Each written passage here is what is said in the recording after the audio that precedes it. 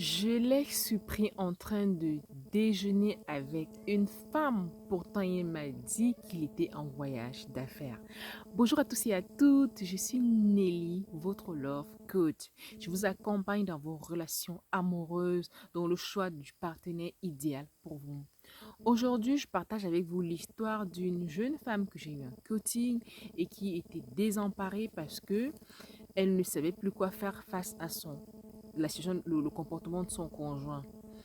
Il se trouve elle a constaté plusieurs fois quelques petites situations mensongères, mais en l'occurrence, la goutte d'eau qui a vraiment débordé le vase, c'est la fois où son conjoint lui a dit qu'il était en voyage d'affaires et comme par hasard, elle a rencontré dans un restaurant en train de déjeuner avec une femme. En fait, elle a pris vraiment en flagrant délit. Première des choses, si vous êtes dans cette situation déjà, parler avec votre conjoint. Si vraiment qu'ils vous disent pourquoi. Ça se trouve, c'était vraiment un voyage d'affaires qui finalement a eu dans ce restaurant. On ne sait jamais, mais peut-être, peut-être. Mais si vraiment c'est évident que il faut qu'il vous explique pourquoi il vous a dit qu'il était en voyage d'affaires et qu'en fait, pourquoi il déjeune avec cette jeune femme et quel est vraiment le lien avec cette jeune femme. Donc ça, c'est important vraiment. Ça ne sert à rien de s'emporter, oui, mais par contre, il ne faut pas se voiler la face. Donc vraiment, ne fuyez pas. Il ne faudrait pas que votre conjoint fuit le débat. En l'occurrence, si c'est vous qui rencontrez la preuve flagrante de mensonge, posez-vous les bonnes questions, chère dame, mais ne vous emportez pas, n'allez pas dans l'émotion. Essayez de respirer un grand coup. Essayez de discerner la situation, de faire état de la situation, de vraiment l'analyser selon le contexte et dialoguer avec votre conjoint.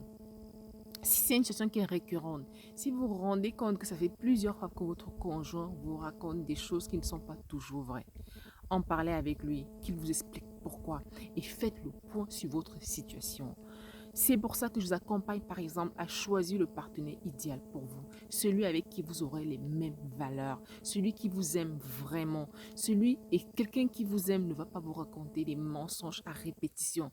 Il peut avoir, pas des mensonges, il peut avoir des vérités peut-être déformées ou des imprévus, je sais pas moi quoi. Mais si vraiment c'est à répétition, chère dame, posez-vous les bonnes questions. Discutez avec votre conjoint. Si vous n'êtes pas d'humeur à discuter, attendez quand vous serez d'humeur à discuter. Mais vraiment, analysez la situation. Faites le point ensemble pour savoir où est-ce que vous allez. Pourquoi cela arrive et comment faire pour que ça n'arrive pas. Et surtout, posez-vous la question, est-ce que vous êtes heureuse face à ce type de comportement avec ce conjoint? Est-ce que vous voulez continuer la relation? C'est vous qui savez. Je ne vais pas vous dire quittez votre conjoint. En l'occurrence, c'est votre mari, c'est un autre cas, mais c'est juste un prétendant ou juste un amoureux. C'est autre chose. Mais c'est peut-être des éléments qu'il faut avoir sur lesquels vous ne devez pas faire l'impasse afin de pouvoir choisir, savoir si vous pouvez supporter ce genre de comportement. Avis tout le restant de votre vie. Donc, c'est en ça que je vous accompagne à choisir le partenaire idéal pour vous. Il y a d'indices qui peuvent vous ouvrir les yeux. Donc, n'hésitez pas à être attentif. Et de plus, sur cette chaîne, je vous donne vraiment des conseils, on va dire, de manière générale. Mais si je vous donne un coaching privé, pour votre cas, il faut regarder le contexte, il faut regarder avec vous clairement ce que vous voulez. Vraiment pour vous aider à prendre les bonnes décisions. Car oui, vous avez des bonnes ressources en vous, mais il faut avoir les bonnes personnes avec qui vous aider à mieux voir, vous aider à avoir plus de clarté, vous aider à faire le bon choix adapté pour vous. N'hésitez pas à regarder les précédentes vidéos que j'ai fait sur comment choisir le partenaire idéal pour soi.